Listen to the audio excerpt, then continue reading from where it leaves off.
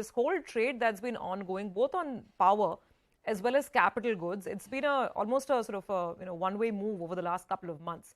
Is this getting a crowded, fashionable trade? How should medium-term investors look at it? How do we look at multiples for a stock like NTPC, for instance, which has rallied a lot, but it's nowhere close to its 2008 highs? See, we can't talk on stocks, but the moment stocks start trading at 15 times price to earnings and 20 times price to earnings, then we start getting worried. If they start trading at 2 times book, then we start getting worried. So like what happened to some of the new age companies, they were all trading only on sales basis. So till the time stocks trade at 2 times book and 3 times book, we are very far away from them at this point of time in sectors like power. Capital goods sectors are trading at high valuation, but the stocks are so illiquid that barring 1 or 2 companies, the other companies, you can't even buy $200 million or 1,000 crores worth of stocks for a big mutual fund like us. So that's the difference between when I was running infrastructure fund between 2004 and 7 and now, that there are hardly any capital goods stocks with liquidity at this point of time. Okay, so then let me just follow that up with a question on this whole capex move that we're talking about. Government capex is a reality. We see that in numbers. Then how do you look to play it? Is defense an area that you would consider? And are you at all looking to poise your portfolios for a pickup in the private capex cycle? See, there is no doubt that, between capex and consumer discretionary, capex is a much better way to play it. But capex is not an easy way for stock picking. What stocks do you buy? That's one of the reasons, banks appear as a much better way to play the capex cycle. For banks to deliver returns, you need good inflows into markets, a much more positive macro environment in the world. But banks are the best way to play the capex cycle because at least you're able to buy billions of dollars worth of stocks for any fund manager in the world. So I think in this part of the cycle, whether it is banks, it is cement, at some point of time it would be metals. These are the sectors that you would have to play for the capex cycle because the capital goods stocks are not liquid enough for a large fund like ICICI to be able to buy because there are hardly 1 or 2 stocks in the capital goods space where we can put $1 billion to work. All right, Naren, what about the real estate space? Everyone was talking about, we're in the initial 2-3 good years and then we have a longer run out here. Interest rates have gone up. Are you in the camp that believes that real estate will do well from here on? See, as a structural multi-decadal opportunity, it remains. But right now, after the good move in interest rates, it becomes difficult.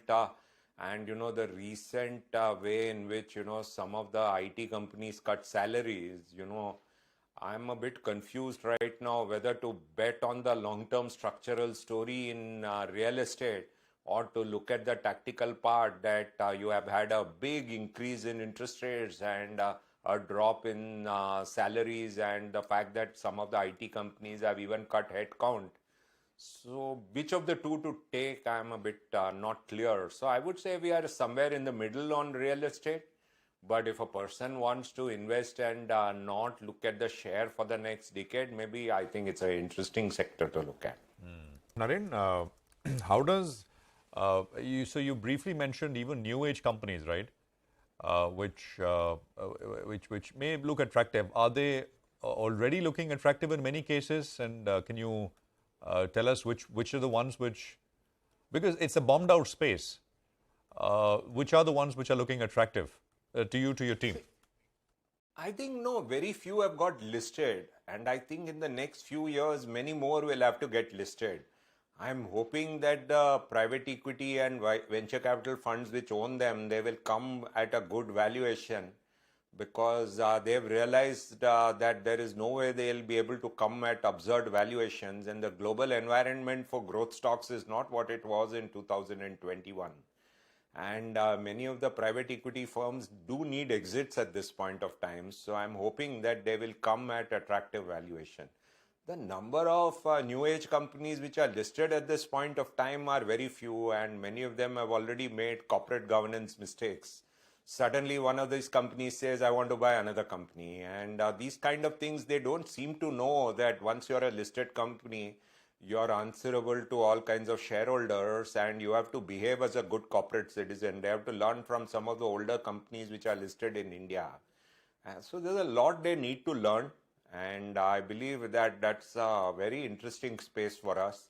I must thank the first few listed companies in India for making mistakes, because otherwise we were very worried that they will come at absurd valuations. There has been a good fall in valuations of some of the first companies which got listed, which means that the following companies will have to come at much better valuations for the benefit of the mutual fund investors. So let me just dig a little deeper on that point, Naren. When the first lot came in, as you said, it was all about price to sales. There was no idea of profits. We were just looking at valuing on whatever the number of subscribers of the sales are. As a money manager now, would, let's say, earnings still be your first lens or your first filter? Would you expect that from the new lot? As someone who's deploying money, what are you looking for as you look to buy some of these new age businesses? See, we have to look at whether they have created a good entry barrier, whether that market is capable of growing, whether there is a way in which they are going to make good money 2 years from now. There was a point of time, when we looked at some of the, even some of the private bank in 90s, they used to trade at, the best private banks in 90s used to trade at 10 price to book, and we used to ask, is it worthwhile? But, over a point of time, they all grew. So, we have to do much more growth-oriented thinking. I have left it to some of my colleagues to actually do that thinking and come to a conclusion that some of these companies will grow. They have created moats which are not easy to actually replicate. And if they have good management teams and ability to actually run the businesses well, and they also know how to manage capital allocation. Because these are all young companies run by young founders who don't have experience of managing public listed companies. So there's a lot of challenge there, but it's very interesting actually.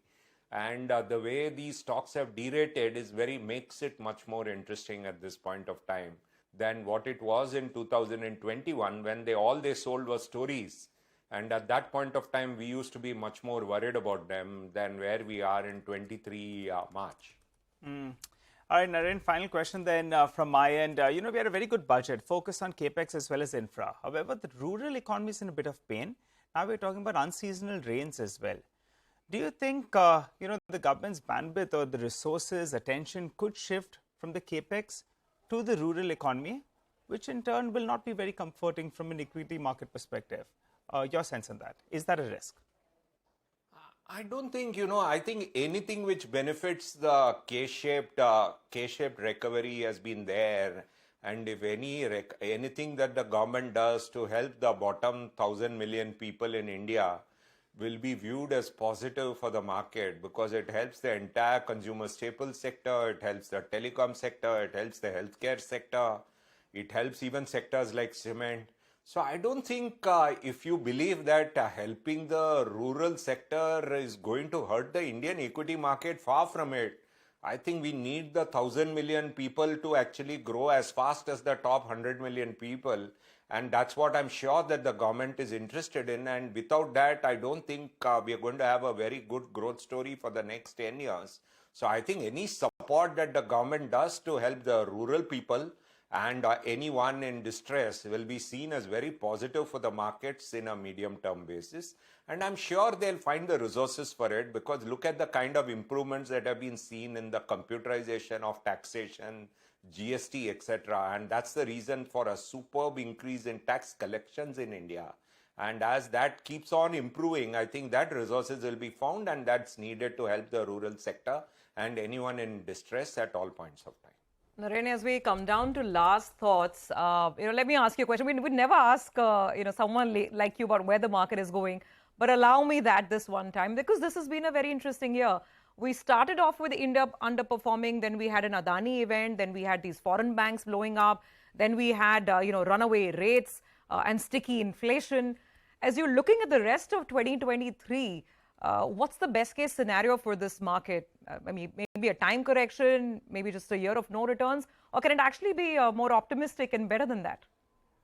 Actually, sitting in a mutual fund, we think this is a year to actually invest for the long term without looking at what happens to the market in 2023. We think, compared to 2021 September to March 2023, we think that 2023 March to 2023 December is a period to invest in to reap returns in 2025 and 26.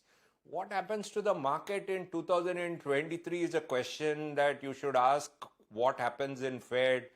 Should ask Jerome Powell at midnight today, because I think he's a better judge of what will happen to the markets this year. But that's not our goal. Our goal is to generate long-term returns for our investors, and for that, this year is a better accumulation time than 2021 or 22 for that matter. All right, there you have it. You know what to do. All right, Naren, it's a pleasure, absolute pleasure speaking with you. Great conversation as always, and very, very sort of balanced commentary, very useful for our viewers. Thank you so much for your time here on CNBC TV 18.